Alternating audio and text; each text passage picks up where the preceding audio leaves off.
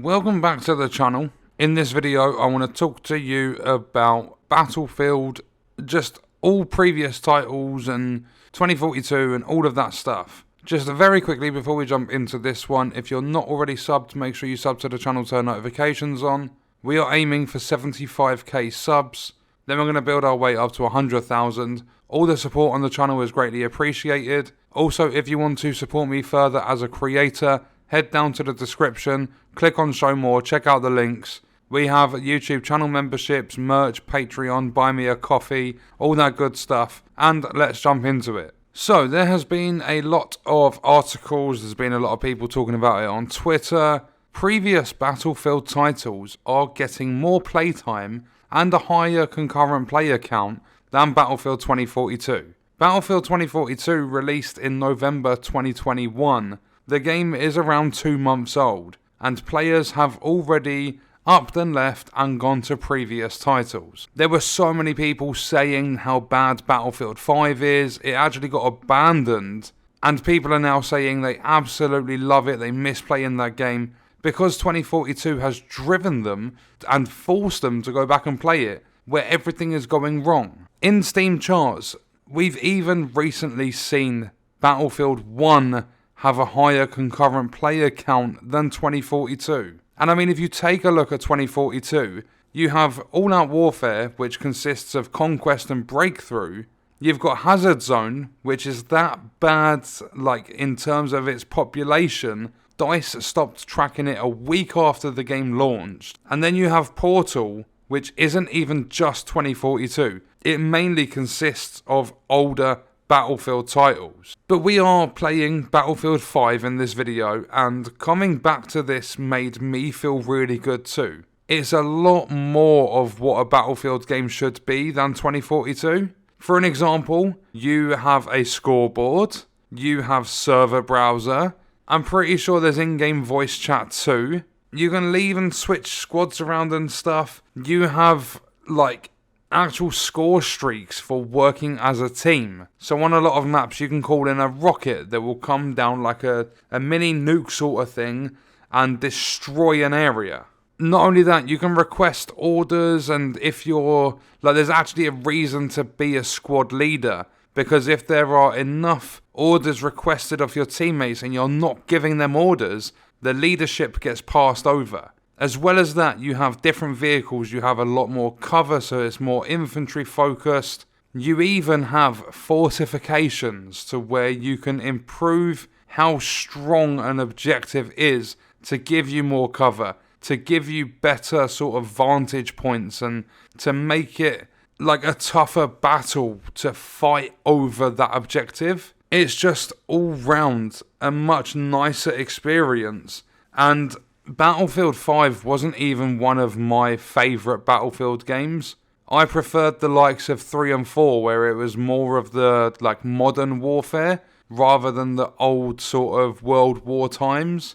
But Battlefield 5 genuinely felt fun to go back and play, because it's just, it feels as though it's all there compared to 2042. You've got your different loadouts, like your classes instead of your specialists. People seem to be much more involved as a team on that game. Not necessarily with capturing objectives, and each round is going to be completely different. But people were actually trying to get to me to revive me. Not only that, the gunplay just feels so much better as well. I don't know where it went wrong. I don't think it's necessarily that it's more live service in 2042. And in 2042, they made no campaign, no nothing extra. It was purely multiplayer that all 100% of their resources went into, and they badly messed it up. I mean, the instant red flag should be, if you're playing a shooting game that's online PvP stuff, a huge red flag is the fact that there is no scoreboard. Not only that, but the voice chat too. Especially, like, they released Hazard Zone. Hazard Zone is about extracting data caches. You need to work with your team, and there's no way to communicate. So yeah, it's not just Battlefield 5 that players are returning to. You've got people filling up lobbies on Battlefield 4. There has been occasions where BF1 has more players than 2042. I can't like, if I'm being completely honest, I can't see 2042 ever making a comeback. But the thing is, they can't just abandon it like that either, because they've released a year one pass. If they haven't already created all that content, they have to at least create the bare minimum so they don't get in trouble with actually ripping people off and not providing the content they promised when they sold a year one pass for extra money. So I can't see 2042 disappearing anytime soon.